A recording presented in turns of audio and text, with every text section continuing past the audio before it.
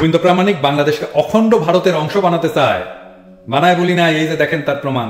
তো সারা পৃথিবীতে একটা হিন্দুত্বের গণজাগরণ হচ্ছে। এই ভূমি আমাদের বর্তমান যে বাংলা ভূমি, এই বাংলা একটা পবিত্র ভূমি। এখানে অনুকূল ঠাকুর, হরি ঠাকুর, জগৎবন্ধু, বালক মন্ত্রী, রাম ঠাকুর, দুর্গা প্রসন্ন, সমস্ত মহাপুরুষদের পবিত্র ভূমি এখানে। তো সেই জায়গাটুকু আমরা ছেড়ে যেতে চাই না। এই জায়গা যেন আগামী দিনে অখণ্ড ভারতের একটি অংশ হতে পারে, সেই জন্য আমাদের প্রার্থনা, এবং সেই প্রার্থনাটা পূরণ করতে পারে বিজেপি গভর্নমেন্ট ধাপে ধাপে। তো আমরা ভগবানের কাছে প্রার্থনা করি যেন আবার নতুন করে যেন নরেন্দ্র মোদী গভর্নমেন্ট এইবার না বারবার যেন আসে, সেটা আমরা কামনা করি। এবং যতক্ষণ পর্যন্ত আমাদের লক্ষ্য অখণ্ড ভারত, আমরা যেন একসময় ভারতের অঙ্গ ছিলাম, আমরা আবার সেই অখণ্ড ভারতের অংশীদার হতে চাই, সেই পূরণ না হওয়া পর্যন্ত আমরা চাই যে নরেন্দ্র মোদী গভর্নমেন্ট যেন আসে। তাইলে যারা এর মাথায় নিয়ে নাচে তাদের কি করা উচিত?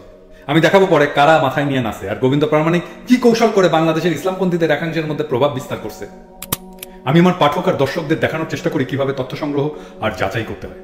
আজকে আমরা খুব অথেন্টিক তথ্য দিয়ে গোবিন্দ প্রামাণিক কে, তিনি কি চান, সেটা আমরা দেখব। গোবিন্দ প্রামাণিক একজন আরএসএস এর সদস্য, এটা আমি বানিয়ে বলিনি, সেটা তিনি তার নিজের মুখেই বলেছেন। দেখুন, আমি আরএসএস এর সদস্য, এতে তো কোনো ক্ষতির কারণ নেই। তিনি যে টুপিটা পরেন সেটা আরএসএস এর টুপি। আমি আরএসএস এর কয়েকজন সদস্যের নাম বলবো বিখ্যাত। একজন আমাদের জামাইবাবু নরেন্দ্র মোদী, আরেকজন অমিত শাহ, আর ওই যে এলকে আদভানি যার নেতৃত্বে কর সেবকেরা বাবরি মসজিদ ভেঙেছিল, সেও এক বিখ্যাত আরএসএস এর সদস্য। আরো আছে নাথুরাম গডসে, যে গান্ধীকে গুলি করে মেরেছিল, কামেল অর্গানাইজেশন। কিন্তু তো এই গোবিন্দবাবু সবাইকে ঘোল খাওয়াচ্ছে কিন্তু এক দারুণ কৌশল। ভাবছেন এইভাবেই উনি পার পেয়ে যাবেন।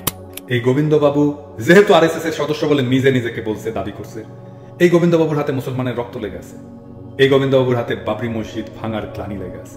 গোবিন্দবাবু, আপনি রাষ্ট্র বুঝেন?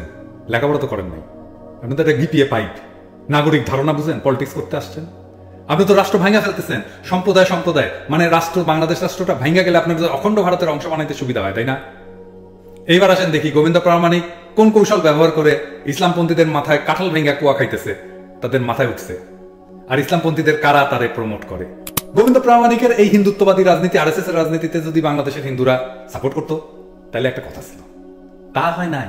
সবচেয়ে ভয়াবহ এবং দুঃখজনক ঘটনা হচ্ছে, বাংলাদেশের ইসলামপন্থীদের একাংশ গোবিন্দ প্রামাণিকের মাথায় তুলে নাচে, মুক্তার আব্বাস নবী না হয় জান বাঁচাইতে বিজেপি করে। আপনার কি প্রাণ সংশয় হয়েছে যে আরএসএস এর পান্ডারে প্রমোট করতে হবে?